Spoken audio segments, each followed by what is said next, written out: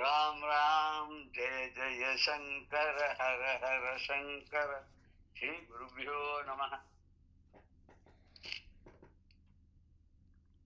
கைலையம்பதிக்கு அதிபதியாக இருக்கக்கூடிய பரமேஸ்வருடைய திருவிளையாடல்களை எல்லாம் நம்ம வரிசையா பார்க்கறதுக்கு இருக்கோம். பரஞ்சோதி முனிவருடைய வாக்கால. அதுக்கு முன்னாடி அவர் கொடுத்திருக்கிற இன்ட்ரோடக்ஷன்லாம் நம்ம பார்த்துன்னு வந்துட்டு இருக்கோம். அந்த இன்ட்ரோடக்ஷன்ல இப்ப கடைசியில எங்க வந்திருக்காருன்னா ஸ்தல புராணத்து வரைக்கும் வந்துட்டார். அப்படி வரும்போது எந்த ஒரு காவியத்துக்குமே காவிய தலைவனை பத்தி ரொம்ப வசதியா சொல்லணும். அந்த காவியத்துக்கு யார் தலைவனோ அவனை பத்தி வசதியா சொல்லணும். அதுக்காக இன்னும் மற்றவாள்லாம் அப்படிலாம் சொல்லக்கூடாது. இப்ப இதுல லக்ஷ்மி சஹஸ்ரநாமம் கூட லக்ஷ்மியை பத்தி ஓஹோன்னு சொல்லியிருப்பார். விஷ்ணு சஹஸ்ரநாமத்துல விஷ்ணுவை பத்தி நிறைய சொல்லிருப்பா. அங்கங்க சிவனை பத்தி நிறைய ரெஃபரன்சஸ் வரும். இதுவே சிவ சஹஸ்ரநாமம் இருக்கிற அதுல விஷ்ணுவை பத்தி இருக்கும். நமக்கு என்ன இதுல உணர்த்துறது, ஏக்கமேவ அத்விதீயம், எல்லாமே ஒண்ணுதான், வேற வேற கிடையாது அப்படின்னு நமக்கு உணர்த்துக்கிறதுக்காக தான். இப்ப சசாமர ரமாவாணி சவ்ய தட்சிண செய்தித்தா அப்படின்னு ஒரு நாமாவளி வருது. அந்த இடத்துல அம்பாள் ரத்ன சிம்மாசனத்துல உட்கார்ந்து இருக்கும்போது லக்ஷ்மியும் சரஸ்வதியும் சாமரம் போடுறாங்க. அது கேட்கும்போது ஒருத்தர் கிட்ட கேட்டார். அவர் கொஞ்சம் அவ்வளவு சிவபரமான இது பிடிக்காதவருக்கு, என்ன நீங்க இப்படி சொல்றே, அப்ப அவர்கிட்ட பேர் என்ன இவளுக்கு சாம்பாரம் போட்டானா வேலைக்காரியான்னு. அதுக்கு நான் சொன்னேன், அப்படி எடுத்துக்க கூடாது. நம்ம வீட்லயே விசேஷங்கள் இருக்கும். அது அண்ணா வீட்டுக்கு தங்க போவா, அங்க நாத்தனாருவோம். அதான் இவா வீட்டுல ஏதாவது ஒரு ஃபங்க்ஷன்னா அண்ணாவும் மண்ணியும் வருவா, இங்க வருவா. இப்போ அவ வீட்டு ஃபங்க்ஷனுக்கு இவா போகும்போது அவளுக்கு வேலை செய்ய விடாத உட்கார வச்சு, நீ இது அதை பாரு, நீ ரொம்ப முக்கியம் இல்லையா, அங்க நீ இந்த வீட்டு வேலையெல்லாம் நாங்க பாத்துக்கிறோம் இவாள்லாம் இங்க செய்வா. அதே மாதிரி இவா வீட்டுக்கு விஷயத்துக்கு வரும்போது அவ இங்க ஓஹோன்னு எல்லாம் பண்ணுவா. அதனால இவா வசதினோ அவ மட்டம்னோ கிடையாது. எந்த இடத்துல யாருக்கு இம்பார்ட்டன்ஸ் கொடுக்கணுமோ அதை கொடுத்து அது மாதிரி எழுதுறது ஒரு காவிய நடை. நம்ம அதுக்கெல்லாம் தேவாரம், அப்புறம் பன்னிரு திருமுறைகள் அப்படின்லாம் சேக்கிழார் வகுத்து கொடுத்தாருன்னா பார்க்கும்போது அது சிவனை பத்தி ரொம்ப ஓஹோன்னு சொல்லியிருப்பா. அதே ஆழ்வார்களுடைய 4000 திவ்ய பிரபந்தத்தை எடுத்துக்கும் போது அங்க ஒரு பெரிய பரம்பொருளாக இருக்கக்கூடியவன் மகாவிஷ்ணு தான் அப்படின்னு. நம்ம அந்த கீதை இதுல கூட வரும்போது ஒரு தியான ஸ்லோகத்துல ஒரு இடம் சொல்லுவோம். எம்பெம்மா வருணீந்திர ருத்ரமர்த்தகா துன்வந்தி திவ்யை சேவைன்னு சொல்லி வரும்போது அங்க ருத்ரனும் எந்த ஒரு பரபிரம்மத்தை வணங்குகிறாரோ அப்படின்னு சொல்லும் போது அது விஷ்ணுவை தான் குறிக்கிறது அப்படிங்கிற மாதிரி அங்க எடுத்துக்கிறா இல்லையா. ஆனா நம்ம இங்க பரம்பொருள்னு எடுத்துக்கலாம். அந்த விஷ்ணுங்கிற வார்த்தை உள்ள இல்லைன்னாலும் அது ஒரு பரம்பொருளை குறிக்கிறது. அது சிவன். இங்க சொல்ற ருத்ரன்கிறது வேற, அந்த பரமேஸ்வரன்கிறது வேற. அந்த பரமேஸ்வரனுடைய ஒரு அவதாரம் இந்த ருத்ரன் அப்படின்னு நம்ம எடுத்துக்கலாம். அதுல எப்படியோ வாமனன், ராமன், பரசுராமன், பலராமன், கிருஷ்ணன், மகாவிஷ்ணு எத்தனையோ அவதாரங்கள் எடுத்தார். ஆனா பரம்பொருளான மகாவிஷ்ணு அதே மாதிரி பரமேஸ்வரன் அவளே 64 திருவிளையாடல் அப்படின்னு இருக்கிற மாதிரி ருத்ரனாகவும் அவரே பிறந்தார். அதுக்காக கதை மகாவிஷ்ணு அவருடைய பிள்ளை பிரம்மா, பிரம்மாவுடைய பிள்ளை ருத்ரன் அப்படின்னு ருத்ரன் மகாவிஷ்ணுக்கு பேரன். இதெல்லாம் தேவையில்லாத ஒரு விசாரங்கள், வியாக்கியானங்கள். ஆனா இங்க பல மகான்கள் 4000 திவ்ய பிரபந்தத்துக்கு அப்புறமும் சரி, 12 திருமுறைகளுக்கு அப்புறமும் சரி, பிற்காலத்துல வேதாந்த தேசிகர், அதுக்கப்புறம் அபிநவ சங்கரர், வித்யாரண்யர், இப்படி பல பேரும் பார்க்கும்போது ரொம்ப சிவபெருமான பத்தியும் நிறைய பேர் எழுதியிருக்கார். சிவபெருமான் மகாவிஷ்ணுவை பத்தியும் நிறைய எழுதியிருக்கார். தாயுமான சுவாமிகள் இப்போ கிட்டத்தட்ட ஒரு 100 வருஷத்துக்கு முன்னாடி இருந்தவாறு நம்ம எடுத்துக்கலாம். ஏன்னா அவருடைய காலம் என்னன்னு தெரியல டக்குன்னு. அவர் என்ன சொல்றாருன்னா பரமேஸ்வரனை பத்தி, பொருளாக கண்ட பொருள் எவைக்கும் முதல் பொருள் ஆகி போதம் ஆகி தெருளாகி கருதும் அன்பர் மிடித்தீர பருக வந்த செந்தேன் ஆகி செழுந்தேன் ஆகி அருள் ஆனோருக்கு அகம்புறம் என்று உண்ணாத பூரண ஆனந்தமாகி இருள் தீர விளங்கும் பொருள், அந்த பொருளினை யாம் இறைஞ்சி நிற்பான் அப்படிங்கிறார். இதுல சுவாமியோட பேரைய சொல்லல. ஆனா அவர் சொல்றது சிவனை பத்தி சொல்றதுலதான் இது வருது. ஒரு பாடல் இது. பொருளாக கண்ட பொருள் எவைக்கும் முதல் பொருளாகி நம்ம பார்க்கக்கூடிய அத்தனைக்கும் மூலப்பொருளாக விளங்கக்கூடியவர் அவர். போதம் ஆகி அப்படின்னா ஆத்ம அனுபவம், அறிவு. போதம்னா அறிவு. அந்த அறிவாகி தன்னை உணர்வதுதான் அறிவினுடைய கடைசி நிலை. தன்னைத்தான் அறிந்து கொண்டால் இறைவனே நம்ம உணர்ந்ததாக ஆவோம் அப்படின்னு சொல்றோம் இல்லையா. போதம் ஆகின அறிவாகி, இந்த அறிவு இந்த ஞானம் வந்துட்டு அப்படின்னு சொன்னாலே தெருளாகி ஒரு தெளிவு ஏற்படும். தெளிவு ஏற்படும் போது கருதும் அன்பர் விழி தீர பருக வந்த செழுந்தேனாகி. அப்ப அந்த பொருள் என்ன ஆகும்? அதை உணர்ந்துட்டோம், பரம்பொருள்னு உணர்ந்துட்டோம்னா அது தன்னை கருதி தன்னை வணங்கக்கூடிய அடியார்களுக்கான அவருடைய வறுமையை எல்லாம் நீக்கி. வறுமைன்னா வாழ்க்கையில் செல்வ செழிப்பை கொடுத்துன்னு எடுத்துக்கிறத விட வறுமைன்னு அறியாமையை நீக்கி அப்படின்னு எடுத்துக்கலாம். அறியாமையை நீக்கி அவர்களை பேரறிவாளர்களாக பண்ண வச்சு ஒரு ஆனந்தம் கூடிய தேனை பருக வச்சு, செழுந்தேன் ஆகின அவர்கள் பருகி அனுபவிக்கக்கூடிய ஆனந்த தேனும் ஆகி, அருள் ஆனோருக்கு அந்த அருளை பெற்ற அந்த அடியார்களுக்கெல்லாம் அகம் புறம் என்று உண்ணாது. இது உள்ளே வெளியிலங்கிறதே கிடையாது. அவ வெளியில எதை பார்க்கறோ அதையே உள்ளேயும் பார்ப்பா, உள்ள பார்க்கறதே வெளியில எல்லாவற்றிலையும் பார்ப்பா. அதே தானே கிருஷ்ணன் சொல்ற மாதிரி கீதையில எல்லாவற்றிலும் என்னை யார் காண்கிறானோ, என்னை எல்லாவற்றிலும் யார் காண்கிறானோ அப்படின்னு சொல்றாரு இல்லையா. அதைத்தான் இங்க சொல்ல அறம்புறம் என்று உண்ணாத பூரண ஆனந்தமாகி, பரிபூர்ணமான ஆனந்தம் அது. அதுக்கு மேல கிடையாது ஆனந்தம். வேணா இப்ப சொல்லிக்கலாம் ஆனந்தம். அதுக்கு மேல இருக்கான பரமானந்தம். இந்த ஒரு லாங்குவேஜ்லயே எந்த லாங்குவேஜ்லயுமே இந்த ஆனந்தம்ங்கிற வார்த்தைக்கு மாத்திரம் எதிர்ப்பதம் கிடையாதுன்னு சொல்லுவா. இருக்கா? சம்ஸ்கிருதத்துல இருக்கோ? இல்ல இல்ல. இல்ல, சுகம் துக்கம் உண்டு. சுகம்னா துக்கம் இருக்கு. ஆமா, ஆனந்தத்துக்கு ஆனந்தத்துக்கு ஒரு சரியானதாக ஒரு எதிர்ப்பதம் இல்லை. ஏன்னா எதிர்ப்பதமே இல்லாத ஒரு ஆனந்தம் பரம்பொருளை குறிக்கிறது தானே ஆனந்தம். அது அந்த ஆனந்தம் அடைஞ்சிட்டோன்னா இருள் தீர விளங்கும் அப்பொருள். அந்த பொருள் இருக்கு இல்லையா, நம்முடைய அஜ்ஞான இருளை நீக்கி அஜ்ஞான திமிராந்தஸ்ய. அது என்ன? அந்த முழு ஸ்லோகம் என்ன? ஞானாஞ்சன ஷலாக்கயா.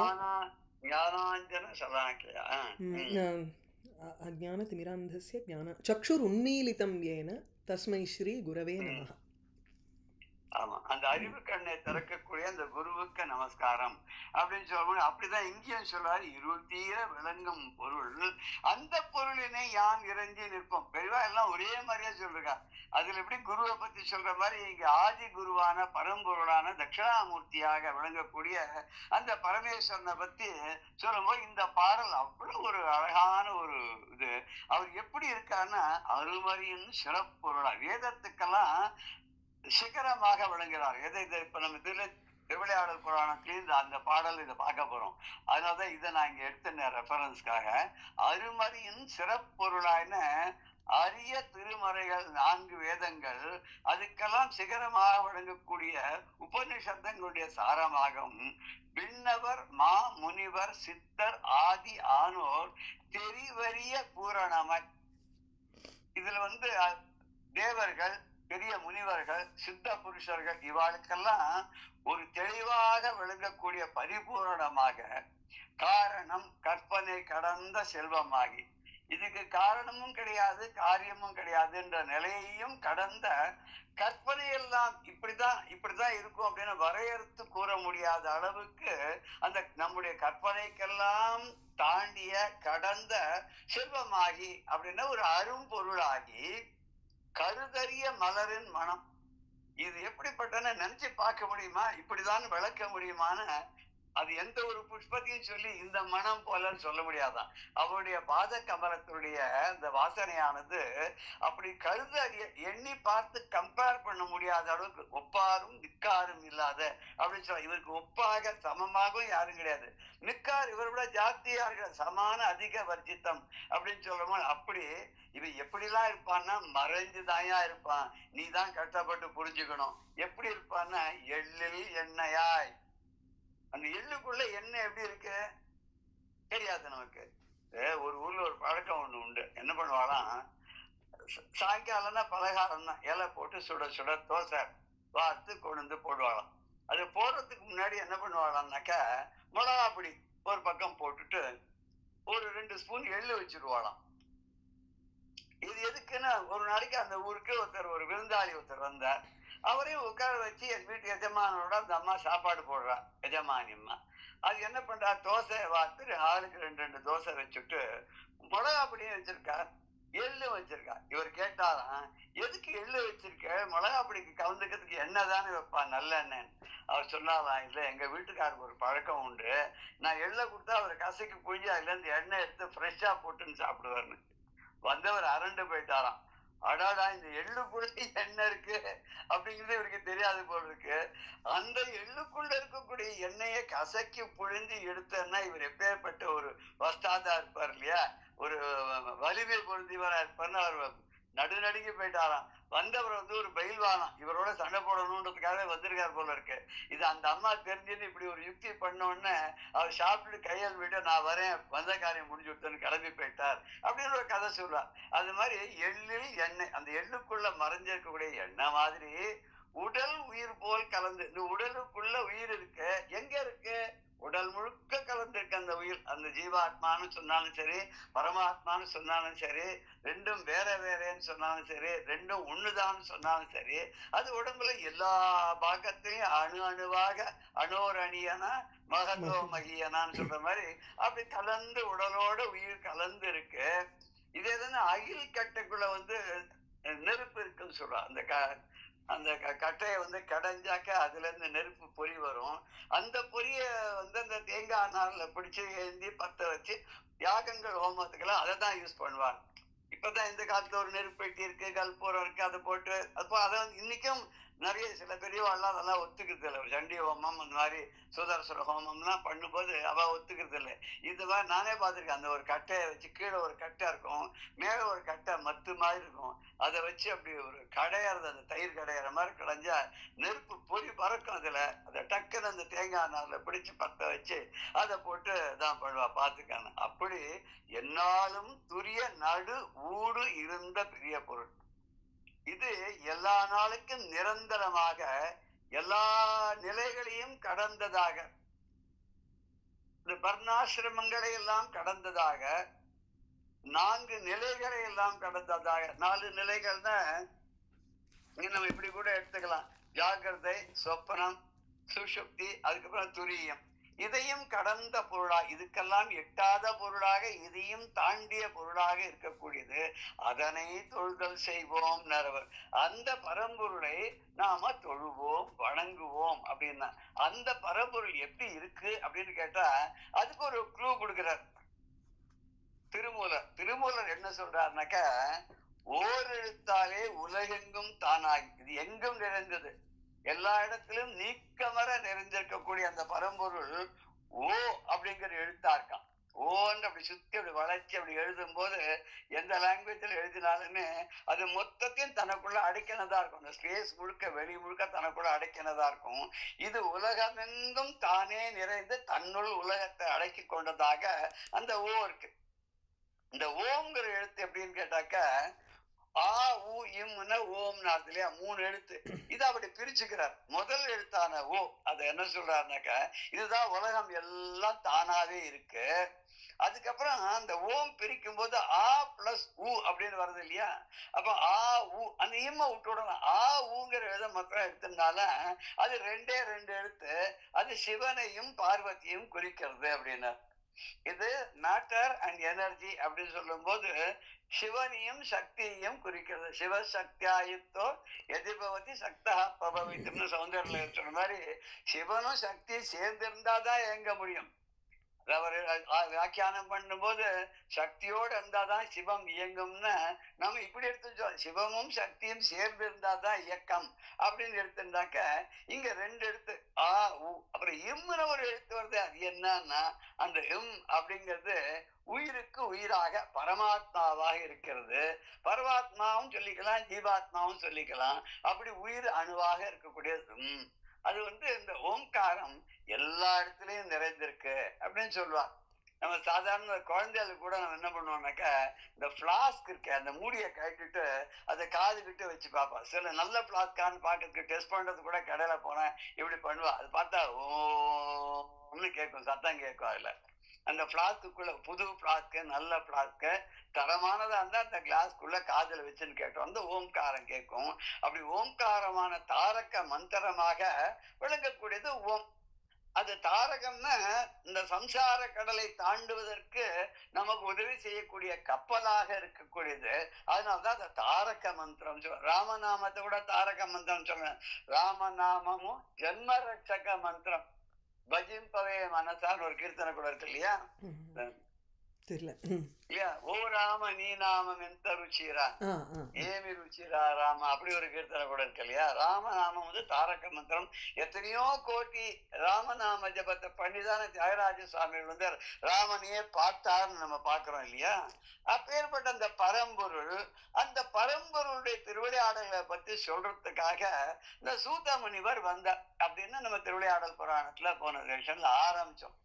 அவர் எப்படி வந்தார் அப்படின்னாக்க, இந்த மயனால கட்டப்பட்ட குளிர்ச்சி பொருந்திய சந்திரகாந்த கற்களால் ஆகி நவரத்தனங்கள் பதித்த அந்த மண்டபத்துக்குள்ள, இந்த குளிர்ச்சியினால நிறைந்த அந்த மண்டபத்துக்குள்ள இறைவனுடைய கமல திருவடியை எப்போதும் போற்றி வணங்கக்கூடிய, வணங்குவதற்கு ஒப்பாக இந்த சந்திரனும் நட்சத்திரங்களும் அங்கே வந்து அந்த மண்டபத்துல பதிந்த மாதிரி கூட, அந்த மண்டபத்துல தவமே உருவாக இருந்த புலித்தோலின் மேல உட்கார்ந்து கொண்டு எப்பேற்பட்டவரும் வியாச முனிவரிடம் பாடம் கற்ற 18 புராணங்களையும் அழகாக கேட்டு அதையெல்லாம் தான் உள்வாங்கிய அந்த சூத முனிவரானவர் அங்க வந்து அந்த மண்டபத்துல வீற்றிருந்தார். அவர் நேரம் வந்து வீற்றிருந்தாரா? ஆனா இல்லையாம். அவர் வரத்துக்கு முன்னாடியே அந்த மண்டபத்துல ஏறி உட்கார்ந்ததுக்கு முன்னாடி புலித்தோல் ஆசனமாக கொண்டு அமர்வதற்கு முன்னாடியே என்ன பண்ணார்னா, சிவ தீர்த்தம் பக்கத்துல சிவ தீர்த்தத்துல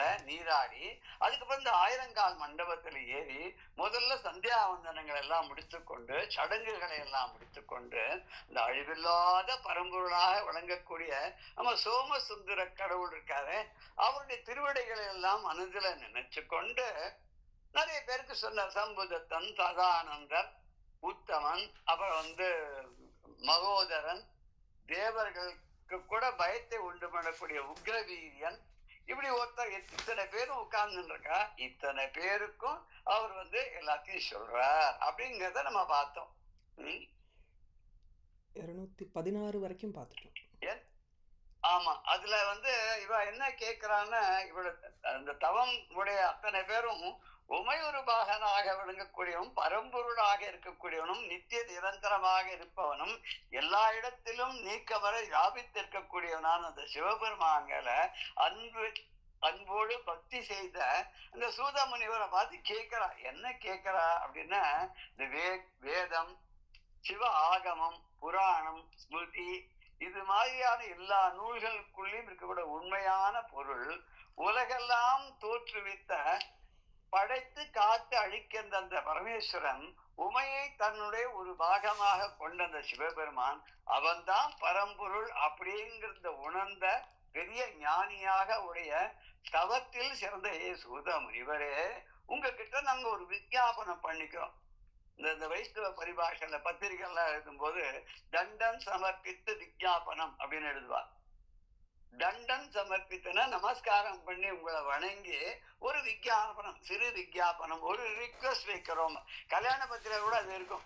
அது ஒரு முடிக்கும் போது கூட வாசக தோஷகா சந்தவியா அப்படின்னு போடுவா. எழுத்துல அக்ஷர இதுலயோ பொருளையோ சொற்குற்றமோ பொருட்குற்றமோ இருந்தா இதெல்லாம் மன்னிக்கப்படட்டும் சந்தவியா அப்படின்ற போடுறா இல்லையா? அது மாதிரி வந்து இங்க உங்ககிட்ட நாங்க ஒரு விண்ணப்பம் வைக்கிறோம். என்ன விண்ணப்பம் அப்படி மேல சொல்ல போறோம்.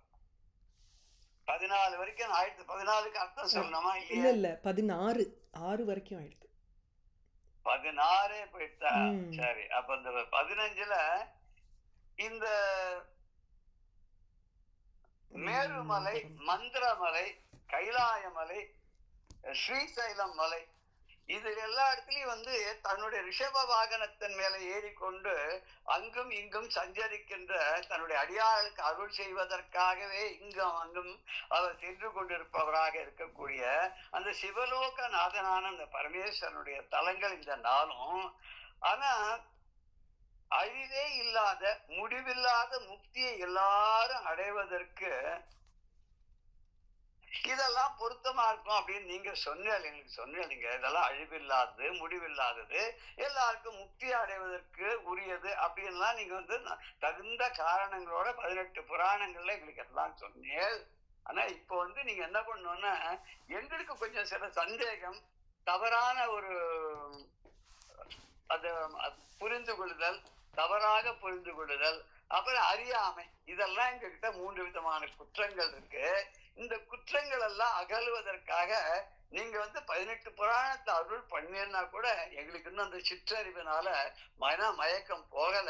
நீங்க என்ன பண்ண, எங்களுக்கு முழு தெளிவையும் உண்டு பண்ணணுங்கிறதுக்காக, எங்களுடைய மயக்கம் தீருவதற்காக, இன்னும் நல்லபடியாக வாழ்வதற்காக, இறை அருளை பெறுவதற்காக அருள் கூர்ந்து நீங்க என்ன பண்ணணும்னா எங்களுக்கு ஒரு இதை சொல்லணும். நீங்க என்ன சொல்லணும் அப்படின்னு அடுத்து மேல வரப்போறதுல கேட்க போறேன். என்ன வேணும் அப்படிங்கிறத கேட்க போறேன். இன்னைக்கு நம்ம பார்க்க வேண்டியது 17வது 217 இல்லையா? ஆமா. தலங்கடமின் மிக்கு உளதாய் தகுதிசார் ஈர்த்த குலம் கடமின் மிக்கு உள்ளதாய் குறை இறந்தோர்க்கு நலம் கடந்தருள் மூர்த்தியாய் நாத வேதாந்த புலம் கடந்த பேரொளி உரை தலம் ஒன்று புகழ்வாய். தலம் தலம் கடந்த அப்படின்னு படிக்கணும்னு நினைக்கிறேன். தலம் கடந்த மிக்கு உள்ளதாய் தகுதி சார் ஈர்த்த குலம் கடம் மின் குலம் கடம் மின் மிக்குள்ளதாய் குறை இறந்தோர்க்கு நலம் கடந்து அருள் மூர்த்தியாய் நாத வேதாந்த புலம் கடந்த பேரொளி உரை தலனொன்று கூறுவாய்.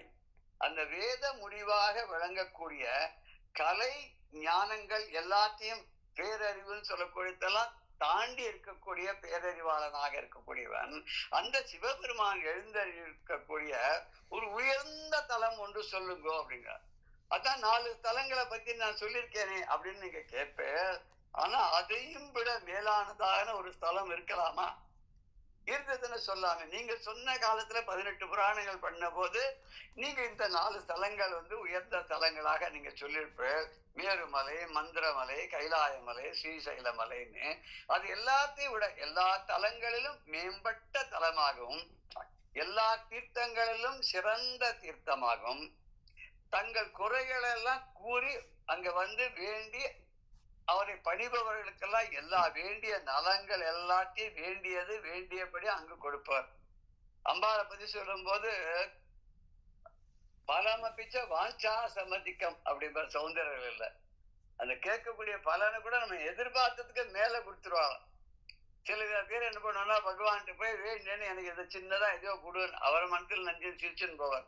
நான் இன்னும் பெருசா அவனுக்கு கொடுக்கணும்னு நினைச்சிருந்தேன், இவன் என்னன்னா மாட்டுக்கு 2 படி தவிடு கொடுன்னு கேட்கிறானே இவன் அப்படின்ற மாதிரி அவர் நினைச்சுன்னு சிரிச்சுன்னு போவார். இவனுக்கு பெருசா மாளிகை கூட கோபுரங்கள்லாம் கொடுத்து இவனை ஒரு ராஜாவா பண்ணலான்னு வந்தேன், இவன் வெறும் சாதாரண இதுவா கேட்டு போயிட்டானேன்னு அவர் சிரிச்சுன்னு போவார்டா. அது மாதிரி அதுக்காக தான் இந்த இது வருது இல்லையா, ருத்ரம் சமக்கம்லாம் சொல்ற போது அந்த சமக்கத்துல வந்து எத்தனையோ ஒரு 300க்கு மேல விஷயங்கள்லாம் சொல்லியிருக்காங்க. இதை கொடு அதை கூடன்னு சிவனை கேட்கறதுக்கு நாம ஏதாவது கண்ணாபனா தப்பா கேட்டு வம்புல மாட்டக்கூடாதுன்றதுக்காக என்னென்ன கேட்கணும்ன்றத கூட அவ சொல்லிட்டு போயிட்டாலாம் பெரியவா ரிஷிகள்லாம் அப்படின்னு சொல்ற வழக்கம் உண்டு. இப்படி தங்கள் குறைகள் எல்லாம் கூறி என்ன கேட்கிறாளோ அந்த நலன்கள் எல்லாம் வேண்டியதற்கு மேல அதிகமாக கொடுக்கக்கூடிய எல்லா மூர்த்திகளிலும், அப்படின்னா திருமூர்த்திகளை தான் முக்கியமா சொல்றது, பிரம்மா விஷ்ணு சிவன்னு. அந்த மும்மூர்த்திகளிலும் மேம்பட்டவராக இருக்கக்கூடிய அந்த பரமேஸ்வரன் இருக்காரு. அவர் நாத தத்துவமான ஓங்காரத்தையும் அப்பாற்பட்டவராக இருக்கக்கூடியவர். அவர் பாச ஞானத்தையும் வேத முடிவாகிய கலை ஞானம். இங்க எப்படின்னா ஸ்மிருதி ஸ்ருதி இதெல்லாத்தையும் தாண்டி இதுக்கும் அப்பாற்பட்டவர், இதுக்கும் சிகரமாக விளங்கக்கூடியவர். அப்பேற்பட்ட அந்த சிவபெருமான் எழுந்திருக்க இருக்கக்கூடிய ரொம்ப பெருமை வாய்ந்த ஒரு ஸ்தலம் அப்படி இருக்குன்னாக்க அதை நீங்க எங்களுக்கு சொல்லணும் அப்படின்னு கேட்கிறேன். அப்பேற்பட்ட ஒரு ஸ்தலம் இருக்குமாயின் நீங்க இது வரைக்கும் சொன்ன ஸ்தலங்களெல்லாம் விட ரொம்ப உயர்ந்ததான ஒரு ஸ்தலம் இருக்கும் சொன்னா, ஒரு தீர்த்தம் இருக்கும் சொன்னா அதை நீங்க எங்களுக்கு சொல்லணும் அப்படின்னு சொல்லி சொல்ல. தலம் கடந்த அப்படின்னு ஆரம்பிக்கிற 217வது. இங்க நம்ம திணறணும் இல்லையா, முதல்ல அந்த எப்படி பிரிக்கிறதுன்றது இது ரொம்ப அழகா பிரிச்சு கொடுத்துருக்காரு வரும். தலங்கள் தம்மில் தலங்கடமில் அப்படின்றத தலங்கள் தம்மில் மிக்குள்ளதாய் தகுதிசால் தீர்த்த குலங்கள் தம்மின் மிக்குள்ளதாய் குறை இறந்தோர்க்கு நலங்கள் தந்தருள் முத்தியாய் நாத வேதாந்த புலம் கடந்த பேரொளி உரை தலன் ஒன்று புகழ்வாய் அப்படின்னு இப்ப நமக்கு கொஞ்சம் ஓரளவுக்கு புரியுது. சரியா பிரிச்ச உடனே பதம் புரியுது நமக்கு அர்த்தம் இல்லையா. தலங்கள் தமிழ் எத்தனையோ ஸ்தலங்கள் இருக்கு, நீங்களே சொல்லியிருக்க. அந்த அத்தனை ஸ்தலங்கள்லயும் மிக்குள்ளதா ரொம்ப மேம்பட்டது, ரொம்ப உயர்ந்தது, சால சிறந்தது. இதை விட கிடையாது சார், இதுதான் சார் அல்டிமேட், இதுக்கு மேல கிடையாது அப்படின்னு சொல்றோமோ இல்லையா. இதை தாண்டி ஒண்ணும் கிடையாது, இதுதான் எல்லை, இதுக்கு மேல ஒண்ணும் கிடையாது அப்படி சொல்லக்கூடிய மேம்பாடு உடைய, மேம்பாடோட மாத்திரம் இல்ல தகுதிசால் ரொம்ப பெருமை மிக்கது, உயர்ந்ததுக்கு காரணம் என்னன்னா அதுக்கு பெருமை அவ்வளவு அதிகம். அப்படி பெருமை மிகுந்ததாக இருக்கக்கூடியது. அது எப்படி இருக்கணும்னு சொன்னா அதுக்கு சில லட்சணங்கள் சொல்றார். பெருமை பெருசா ஒண்ணு சொல்லுங்க அப்படின்னா ஒரு மலைன்னு சொல்லிட்டு போயிடுவோம் இல்ல, அதுக்கு சில குணங்கள்லாம் சொல்லி இப்பேற்பட்ட குணாதிசயங்கள்லாம் உள்ள லட்சணங்கள்லாம் உள்ளதான அந்த இடத்த சொல்லு அப்படின்னு கேட்கச்ச தீர்த்த குலங்கள் தம்மில் மிக்கு உள்ளதா பல தீர்த்தங்கள், அதுலயும் சிறந்த தீர்த்தத்தை உடையதாக. இக்குலங்கள்ன்றத குளங்கள்னு கூட எடுத்துக்கலாம். நம்ம குளங்கள் அப்படின்னு எடுத்தோம்னா நீர்நிலைகள் அப்படின்னு ஆகும். குளங்கள் அதாவது நிறைய தீர்த்தம். இப்ப வந்து சரோவர் சொல்ற போல அந்த ஏரி, அது குளங்க புஷ்கர் அப்படின்னு சொல்ற போல இந்த மாதிரி இடங்கள்ல எங்க வந்து நம்ம மூழ்கி எழுந்து அந்த ஈஸ்வரனை நினைக்கும் போது நமக்கு அத்தனை பாவங்களையும் தீர்த்து நல் வினைகளை எல்லாம் நமக்கு பலன் அளிக்கும்படியாக செய்யக்கூடிய அந்த தீர்த்தங்கள் இருக்க சிறந்த தீர்த்தத்தை உடையதாக குறை இறந்தோர்க்கு தங்களுடைய குறையெல்லாம் வந்து சொல்லி இறைவா நான் இந்த மாதிரி கஷ்டப்படுறேன் அந்த கஷ்டப்படுறேன். பக்தாலியா 4 வகைன்னு சொல்லிட்டா இல்லையா, அர்ஜுன் சொல்லும் போது கிருஷ்ணன் 4 வகை சொன்னாரு இல்லையா. ஆர்த்தி, அர்த்தார்த்தி, ஜிக்ஞாசு, ஞானி. ஞானி. இந்த 4 விதமான. சில பேர் கஷ்டம் வரும்போது மட்டும் நினைச்சுக்கிறான், சில பேர் வந்து பொருள் சேர்க்கணும்ன்ற போது நினைச்சுக்கிறான், சில பேர் வந்து அதை தெரிஞ்சுக்கணும் அறியணும் இப்படி இருக்கானா அப்படின்னு நினைக்கிறா, இன்னும் சில பேர் அறிந்து இருக்கான்னு அதை உணர்ந்து அவன் வந்து தொடரான். இப்படி 4 விதமான இருக்கா இல்லையா. அப்படி நல்லா எல்லாருடைய குறைகள் எல்லாம் கேட்டு அந்த குறைகள் எல்லாம் தீர்க்கக்கூடிய நலங்கள் தந்தருள் மூர்த்தியாய் எல்லாரோட குறைகள் வந்து சொல்லும் போது அவ குறை சொல்றதுக்கு கூட தெரியும் உனக்கு தானே இந்த கஷ்டம் தானே அப்படின்னு சொல்லி உடனே நம்ம மகாபெரிவா வந்து அப்படிதான் அப்படின்னு சொல்லுவான். நம்ம போய் அங்க உட்கார்ந்த உடனே அங்க போய் உட்கார்ந்து கொஞ்சம் விடுவோம் தனியா. என்னடா அது விட்ட நம்ம குறைய சொல்லிட்டு அடுத்த பஸ்ல கிளம்பி போயிடலாம் வந்து அவர் உட்கார சொல்லிட்டாரு. அப்படி ஒருத்தர் போய் தன்னுடைய குறையெல்லாம் சொல்றாரு. குறையெல்லாம் சொல்றச்ச பெரியவா வந்து பக்கத்துல வேற யார்ட்டையும் பேசிட்டே இருக்கார். இவரை நீ சொல்லு அப்படின்னு சொல்லிட்டு இவர் அங்க இருக்கிறீங்க கேட்டு இருக்காரு. வந்தவருக்கா ஒரே சங்கடமா போயிடுது, ஏன்னா நம்மையும் சொல்லுங்கிறார், அவாகிட்டையும் போய் ஏதோ பேசிட்டே இருக்கார். இவர் நம்மள கேட்கிறாரால அவளுக்கு அறிவுரை சொல்றாரா அப்படின்றது இவருக்கு ஒரு யோசனை வந்துடுது. எல்லாம் முடிஞ்ச அப்புறம் அவ வந்தவா பிரசாதம் வாங்கிட்டு போனோன்னு இவர் கூப்பிட்டார்.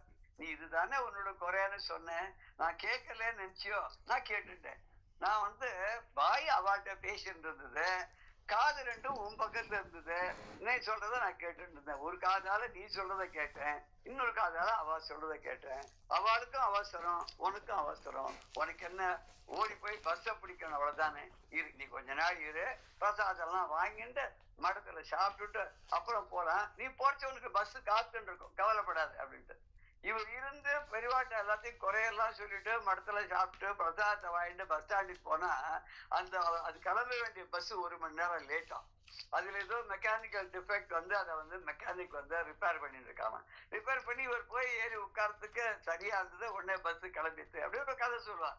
அதனால யாரு வராளோ அவளுடைய மனக்குறையை அவ சொல்வதற்கு முன்னாடியே அவ முகத்திலிருந்து தெரிஞ்சுக்கிறதான். அந்த முகத்தை பார்த்து அடுத்தது காட்டும் பளிங்கு போல் நெஞ்சம் கடுத்தது காட்டும் முகம் அப்படின்னு திருவள்ளுவர் சொல்றார். பக்கத்துல இருக்கிறத பிரதிபலிச்சு காட்டுமா பளிங்குன்னா கண்ணாடின்னு வச்சுக்கலாம். இந்த கண்ணாடி எப்படி இருக்கு, பக்கத்துல இருக்க பொருள் அப்படியே படம் பிடிச்சா அதுல உள்ள காட்டுறத பிரதிபிம்பமா அது மாதிரி தடுத்தது காட்டும் அது கூட மறந்து விட்டு அடுத்தது காட்டும் பளிங்கு போல் நெஞ்சம் கடுத்தது காட்டும் முகம்.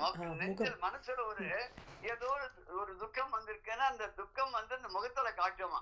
சில பேர் அவளால மறைக்கவே முடியாது. உள்ளுக்குள்ள மனசுக்குள்ள என்ன அப்படி ஒரு இருக்குன்னா டக்குன்னு அந்த எக்ஸ்பிரஷனை காமிச்சிருவா. கோபத்தையோ வெறுப்பையோ ஒரு இதையோ ஏதோ ஒரு மகிழ்ச்சியோ ஒரு துக்கத்தையோ டக்குன்னு முகத்துல காமிச்சிருவா. நெஞ்சம் கடுத்தது காட்டும் முகமா.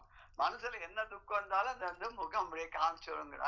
இப்படி வந்து வர அடியார்களுடைய துக்கத்தை எல்லாம் அப்படி பார்த்த உடனே புரிஞ்சுட்டு அவருக்கு அருள் பண்ணக்கூடிய அந்த நாதாந்த தத்துவத்தினுடைய மூர்த்தியாக இருக்கக்கூடிய வேதத்தின் இறுதியான உபநிஷதங்களிலே கூறப்பட்டிருக்கூடிய பரம்பொருள் அப்பேற்பட்டவர் வேதத்தின் இறுதியாகிய அந்த இடத்தையும் கடந்து இருக்கக்கூடிய பேர் ஒளி உரை அந்த ஒளி பிழம்பாக விளங்கக்கூடிய அந்த இறைவன். எப்படி திருவண்ணாமலையில ஜோதி சுரூபமாக காட்சி கொடுத்த அந்த பரமேஸ்வரன் இருக்காரு.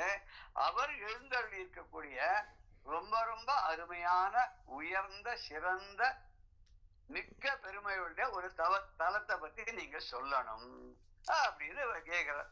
அப்படி சொல்லும் போது அடுத்த பாடல் சேத்திரம் படிக்கணும். என்ற போது எதிர் முகமலர்ந்து இருள் மல வலியை வென்ற சூதனும் தலங்களில் விசேஷமான் தம் பொற்குன்ற வாசலையான் இடம் கொண்டு உரை பதியுள் ஒன்று கேட்க வீடு அளிப்பதாய் உளது மற்றதுதான்.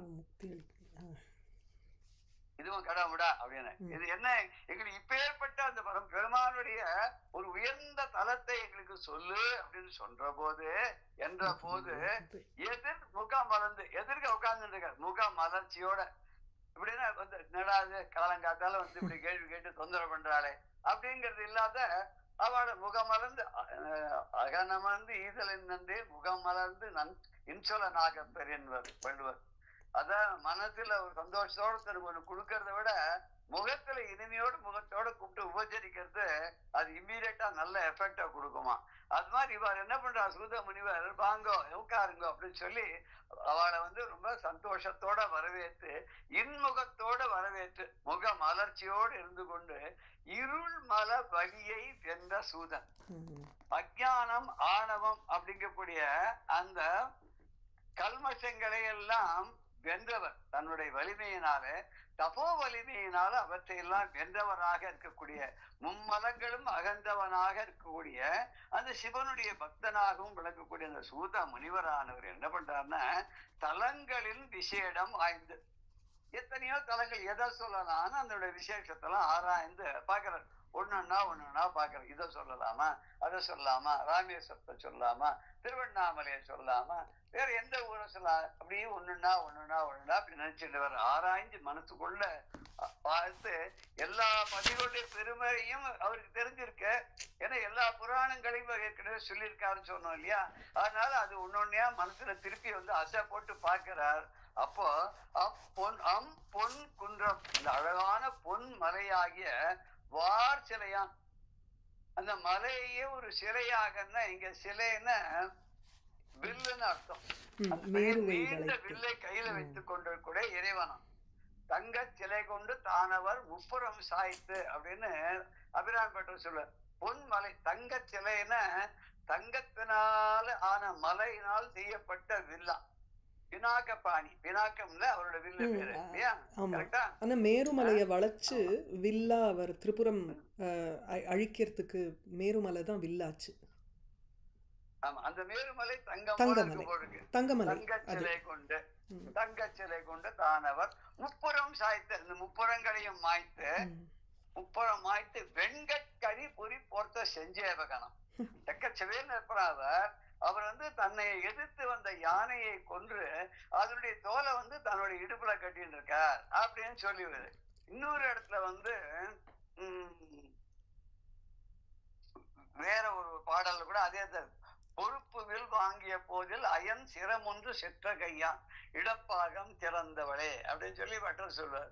அதாவது கையில வந்து மலையே வில்லா வளைச்சு கொண்டு வரக்கூடிய அந்த பரமேஸ்வரன் என்ன பண்ணாராம், ஒரு சமயம் கோபத்தினால பொய் சொன்ன பிரம்மாவுடைய அவருக்கு 5 தலை இவருக்கு 5 தலை, எல்லாரும் சொல்லுவா அவருக்கும் எனக்கும் ஒரே மாதிரி இருக்குன்னு ஒரு தலை. அப்படி இல்லையா, இது வந்து அவர் பொய் சொன்னார், நான் வந்து பரமேஸ்வரனுடைய தலையை பார்த்தேன் அப்படின்ற மாதிரி தாழம்பு சாட்சி வச்சுட்டு பொய் சொன்னதுக்காக தலையை ஒண்ணு கிள்ளிட்டார். அந்த ஓடு கையிலேயே தங்கி போயிட்டான். அந்த ஓடு கையை விட்டு வெளியில போகவே இல்லையாது. அந்த ஓடோட இருக்கக்கூடிய இடம் தான் வந்து பெரியவா சொல்றா ஈரோடுங்கிற ஊரு. ஈர ஓடு ஈரோடாம். ஆர்திர கபாலீஸ்வரர் சொல்லியிருக்கோம் ஒரு தடவை முன்ன. இப்போ ஆர்திர கபாலீஸ்வரர் ஈரமான ஓடை, அதாவது ரத்தத்தோட இருக்கக்கூடிய அந்த ஓடு பிரம்மாவுடைய தலை ஓட்டை கையில வச்சிருந்திருக்கவர். அது காசியில தான் அன்னபூர்ணி கிட்ட போய் தான் அது போச்சு அப்படின்னு கூட சொல்லுவா இல்லையா, அது ஒரு கதை இருக்குது. இப்படி இந்த பொன்னாகிய மலையை வளைத்து தன்னுடைய கையில வச்சிருக்க வார் சிலையான் அப்படின்னா நீண்ட பெரிய வில்லை கையில் உடையவன் இடம் கொண்டு உரை பதிவு. அவர் வந்து தனக்கு ஒரு உரிய இடமாக கொண்டு, தனக்கு உகந்த இடமாக கொண்டு, இதை விட ஒரு அழகான இடம், இதை விட சிறந்த இடம், தனக்கு மனதுக்கு நிறைவே தரக்கூடிய இடம் எது அப்படின்னு அப்படி யோசனை பண்ணி அப்படிதான் கண்டுபிடிச்சிட்டேன், இதுதான் அப்படின்னு தீர்மானம் பண்ணிட்டாரு. அப்படி ஒண்ணு இருக்கு. அந்த பரமேஸ்வரன் ஆனவன் தனக்கு உரிய உகந்த இடம் இதுதான் அப்படின்னு ஒரு பதி, திருப்பதி, திருப்பதினா அழகான இடம், தலம் ஒன்று அவருக்கு உள்ளது. அது கேட்டு வீடு அளிப்பதாய் உள்ளது. அந்த பதி எப்படின்னாக்க, அந்த ஸ்தலம் எப்படின்னா, அந்த கேத்திரம் எப்படின்னா, அதை பத்தி கேட்டாலோ அதை பத்தி நினைச்சாலோ அங்க போய் பார்த்துட்டு வந்தாலோ அது முக்தியை கொடுக்கும். எப்பேற்பட்ட முக்தி அப்படின்னா, அதை கேட்ட உடனே நல்ல பெரிய வீடு கொடுக்கக்கூடிய வீடுன்னா முக்தி, முக்தியை அளிக்கக்கூடிய தலமாக இருக்கும். அந்த முக்தி தரும் தலைமையில் முக்கியமா கஞ்சி தண்ணில் காஞ்சிபுரம் இருக்குல்லையே, முக்தி தரக்கூடிய 7 நகரங்கள்ல அது முக்கியமானதான். என்னன்னா காசி, அயோத்தியா சொல்றாள், அந்த மாதிரி காசி, அயோத்தியா, காஞ்சி, காஞ்சி, காசி, அவந்திகா, காசி, காஞ்சி, அவந்திகா, புரி, துவாரவதி சைவ சப்தைதே மோக்ஷதாயகாः. அவந்திகாங்கிறது அயோத்தியோ முதல்ல அயோத்தியா, மதுரா, மாயா, காசி, காஞ்சி, அவந்திகா. வேற ஊர் அவந்தி. இதுலயும் வரும், சௌந்தர லஹரியிலயும் அந்த அவந்திங்கிற தேசம் வரும். இப்படி 7 ஸ்தலங்கள் இருக்கு. அந்த இந்த 7 ஸ்தலங்கள் இது இது புண்ணிய ஸ்தலங்கள். எத்தனையோ புண்ணிய ஸ்தலங்கள் இருந்தாலும் அத்தனை புண்ணிய ஸ்தலங்களை விட இந்த காசியில் மரிக்க முக்தி அப்படின்னு சொல்லுவாங்க. திருவாரூரில் பிறக்க முக்தி. ஜனநாத் கமலாலயே, ஸ்மரணாத் அருணாச்சலே அப்படின்னு வரும். அப்ர சதசி வேற ஏதோ சிதம்பரத்துல. அவர் வந்து காசி, மரணாத்து தான் காசி. மரணாத்து, மரணாத்து, மரணாத்து ரொம்ப அழகா இருக்குல்ல பார்த்து. மரணாத்துன்னு நினைச்சாலே நினைக்க முக்தி திருவண்ணாமலை, மரிக்க முக்தி காசி. இது கூட சொல்லுவாங்க, காசியில மரித்தவாளுக்கெல்லாம் பரமேஸ்வரனே வந்து காதுல ராமநாமத்தை சொல்றார் அப்படின்ற மாதிரி ஒரு ஐதீகம். அதனால்தான் அவர் வந்து ஸ்ரீராம ராம ராமேதி ரமே ராமே மனோரமே சகஸ்திரநாம தத்துல்யம் ராமநாம வரானேன்னு விஷ்ணு சகஸ்திரநாமத்துல ஒரு ஸ்லோகம் சிவன் பார்வதிக்கு சொன்னதாக வருது இல்லையா.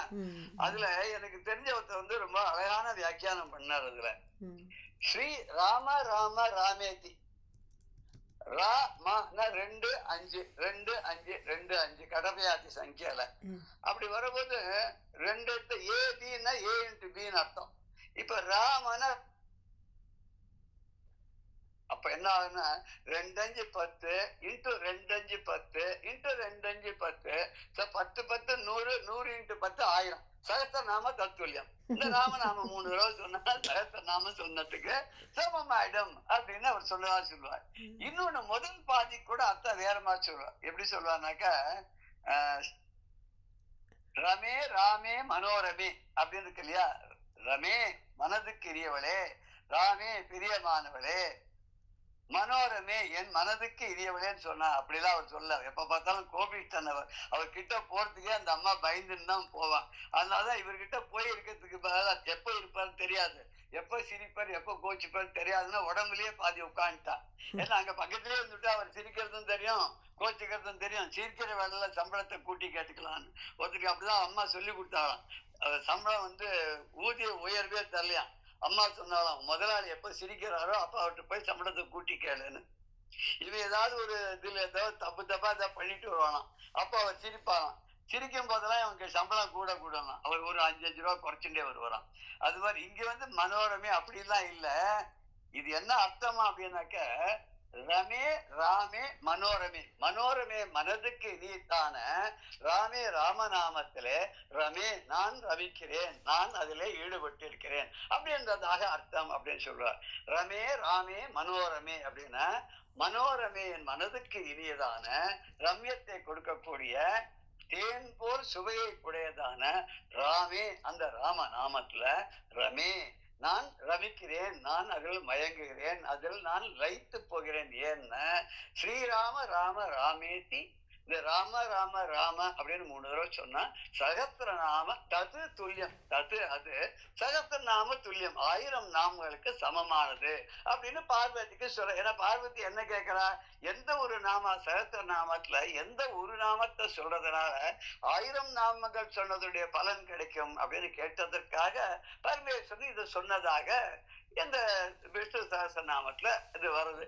அப்பேற்பட்ட அந்த பரமேஸ்வரன் இருக்காரு.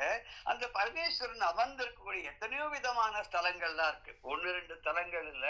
நம்ம இந்த துவாதச லிங்கங்கள்னு பாக்குறோம் இல்லையா? அந்த துவாதச லிங்கங்கள் கூட அதுவே 12 க்ஷேத்திரம் ஆயிடுச்சு. அது தவிர அதுல வராத நிறைய பல கஷேத்திரங்கள்லாம் சிவனுடைய கஷேத்திரங்கள் இருக்கு. எல்லாத்துக்கும் மேல உயர்ந்ததான கைலாச மலை இருக்கு. என்னது இத்தனைக்கு மிஞ்சி இத்தனை விட சிறந்த இத்தனை விட உயர்ந்ததான ஒரு ஸ்தலம் ஒண்ணு இருக்க முடியுமா அப்படின்னா இருக்கே. அதான் சூத முனிவர் சொல்றார், அப்படி ஒரு ஸ்தலம் இருக்கு. அதை பத்தி உங்களுக்கு நான் விரிவாக சொல்ல போறேன். அது விரிவாக சொல்லணும்னா சட்டன்னு நினைச்ச உடனே எல்லாம் சொல்லிட முடியாது. அதுக்கு ஒரு பூர்வாங்கம் உத்தராங்கம்னு எத்தனையோ இருக்கு. அதெல்லாம் சொல்லி விளக்கமா சொன்னாதான் அது மனசுல ஆழ பதிந்து அந்த கேத்திரத்துடைய மகிமையானது உங்களுக்கு எல்லாருக்கும் விளங்கும். அதில் நீங்களும் லயித்து போவீர்கள். எப்படி நான் 18 புராணத்தின் சொன்ன போது அடைய முடியாத அந்த திருப்தியையும் மனதனுடைய கழிப்பையும் இந்த ஒரு தலத்தை பத்தி நான் சொல்லும் போது நான் அடைய போகிறேன். உங்களோட சேர்ந்து நானும் அந்த சுகத்தை, அந்த சந்தோஷத்தை, அந்த இனிமையை பகிர்ந்து கொள்ளக்கூடிய அந்த தலத்தை பத்தி நீங்க இன்னும் கொஞ்சம் வெயிட் பண்ணுங்க, அவசரப்படாதீங்க, மெதுவாக நான் உங்களுக்கு எல்லாம் சொல்றேன் அப்படின்னு சொல்ற. இந்த பாடலோட நம்ம இன்றைய நிகழ்வை நிறைவு பண்ணிக்கிறோம். ஜெய ஜெய சங்கர, ஹர ஹர சங்கர, ஸ்ரீ குருபியோ நம. ராம் ராம்.